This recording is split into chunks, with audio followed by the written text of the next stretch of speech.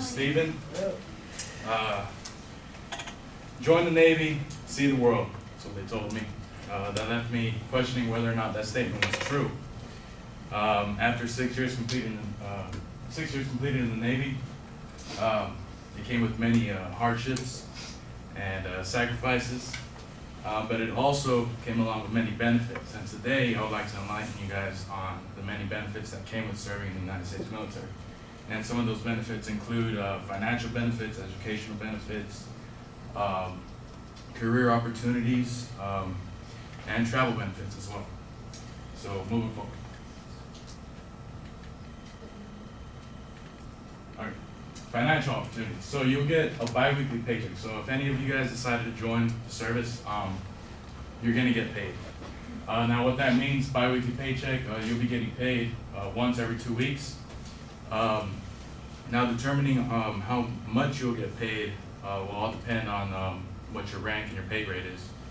So what this here is it's here you got a pay grade, E1 through E9. You have the rank, which is the senior recruit, all the way up to the Master Chief Petty Officer. So here's a little quick visual of what I was. I was an E5 Petty Officer, second class. And here I was getting paid about $39,000 a year. So just a little visual of how the pay scale kind of works. As far as your pay grade advancement, so what that means is basically there's an exam that will be given to you or presented to you twice in a year. And the way that works is based off of how you score on this test will determine whether you advance or not. So moving forward, VA loan. So what a VA loan is it's basically a home loan. No down payment on a house, and it comes with many perks. Some of the perks include no monthly mortgage insurance or a PMI, if any of you guys are familiar with what that is, if you guys ever try to buy a house. You'll get a lower interest rate, and like I said, no down payment, that's a good thing. No prepayment penalties, and limitation on buyer's closing costs. Housing allowance is another benefit when it comes to money. If you're renting or if you have a home, family, basically the government will provide extra funds for your cost of living. And a yearly clothing allowance. Believe it or not, your uniforms do get damaged and torn. I have plenty of coveralls that have big old holes in them, and every year you're given an allowance from the government for you to go out and purchase more uniforms and discounts. If you're into that kind of thing, there are discounts at some places, like I don't know if you guys ever been to Norms. They give you like a 50% discount. It's pretty awesome. I like the purchase there. But oh, sorry, wrong way. Career opportunities. So there's a vast amount of career opportunities and choices. Here I got a few pictures. If you want to be a damage controlman, which is a firefighter essentially. If you want to be, some sort of infantry person, go out there and shoot a gun. Or if you're into the medical field, here's some hospital corpsmen or a mechanic like myself. I was a diesel engine technician. Here she's working on, it looks like a couple of cylinder heads. She's probably cleaning it out, I'm not sure. But yeah, there's a vast majority of career choices if you guys were interested. There's tons of them, like I said, if you're into the whole medical field and whatnot, or if you're like a computer savvy person, or if you're a linguist, like I said, it's just a big list to go down. There's advancement opportunities, like I had mentioned earlier. I'm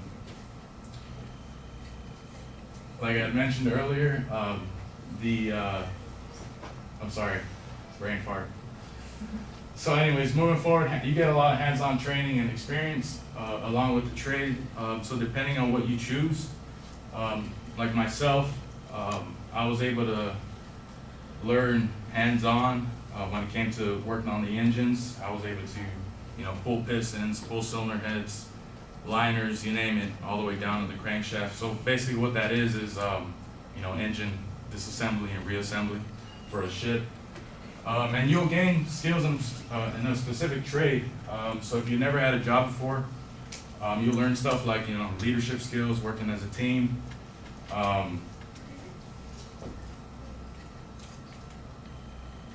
again, sorry. All right, and there's educational benefits. Post 9/11 GI Bill, what that is what I'm using right now. Basically, the government funds you up to 36 months to go to school, and then you'll get a housing allowance as well, so you'll be getting paid to go to school, essentially is what that is. Tuition assistance, that's if you're in the service and you decided to go to school while you're in the service. You're basically given money to go to school. The CLEP program, basically what that is you take a test and you earn your credit, and that's it. There's no class, none of that involved, so that's pretty cool.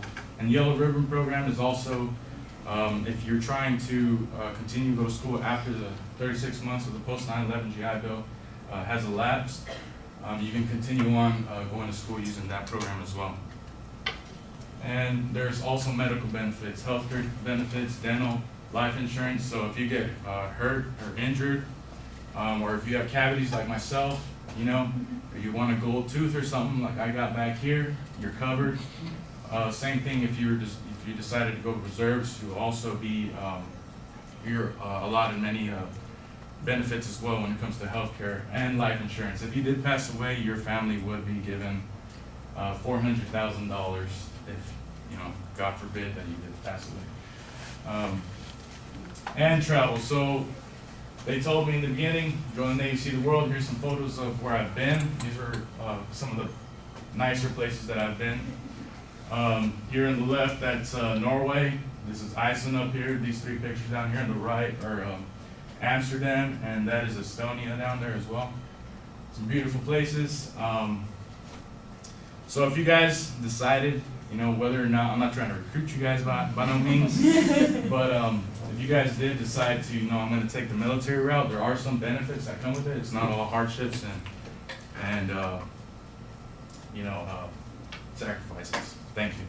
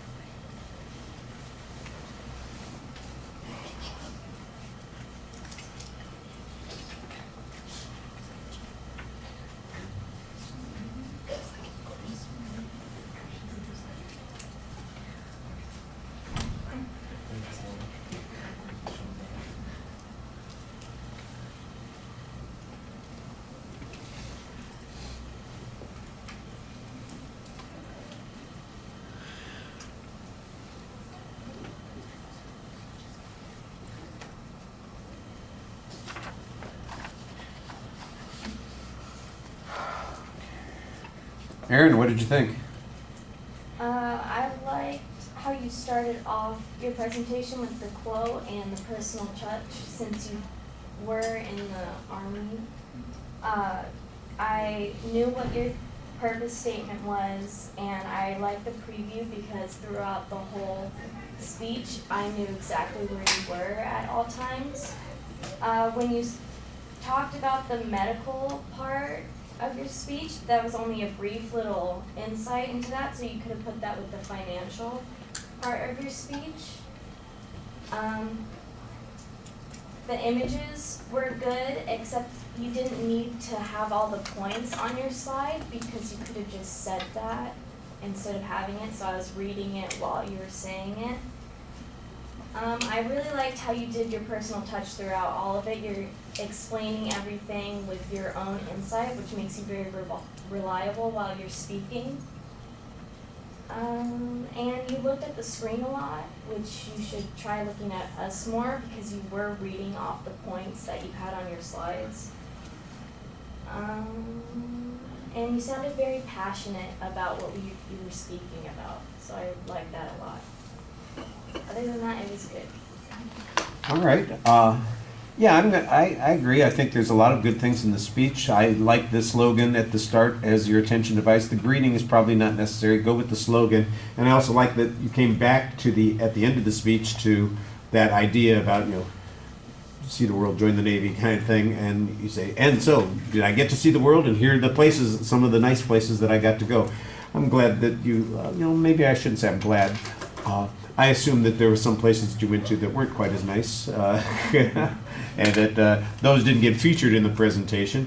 They rarely are when you're trying to sell people on something, and it sounds a little bit like a sales pitch, because it's a recruiting job basically.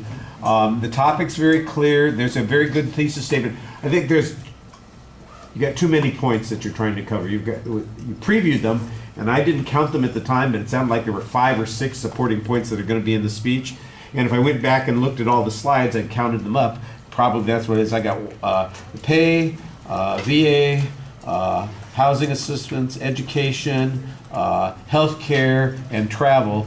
1, 2, 3, 4, 5, 6. That's at least 6 points there, and I think there might have been 1 or 2 more in there, and it just feels like it's a little bit overwhelming. There's got to be a way that you can condense that a bit, and maybe even leave some of those things to the side and maybe not focus on them as much.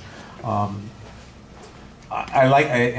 agree with Aaron. I like whenever you add a personal touch to those things. Like you mentioned, you're going to school, or you got the gold filling, that kind of thing, and at the end, the opportunities and places that you got to visit when you were doing that, the hands-on experience that you got working with the equipment that you worked with on the job there. All of those things, I think, they add some value to the presentation.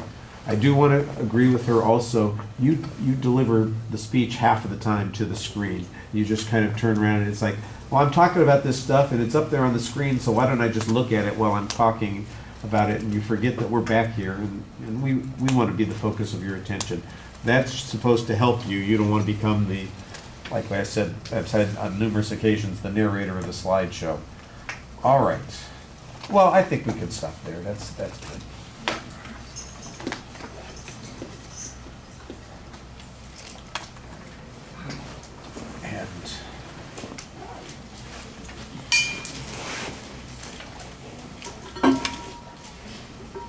And she left because apparently she wasn't ready. So damn.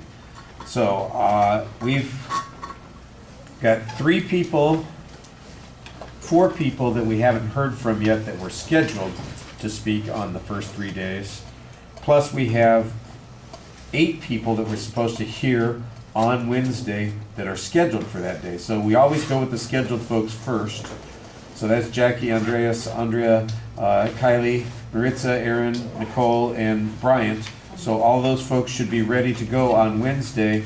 And anybody else who has a speech and hasn't spoken yet, come ready on Wednesday, because that's really kind of when we're going to finish this off. All right, have a good afternoon, folks.